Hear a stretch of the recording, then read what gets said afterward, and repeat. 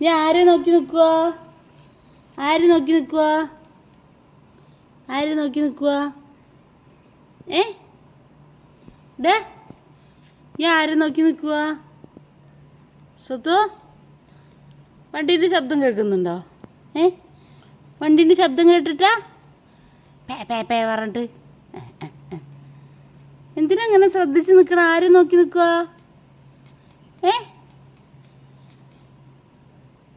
എടാ, അത് വണ്ടിയുടെ ശബ്ദമല്ലടാ.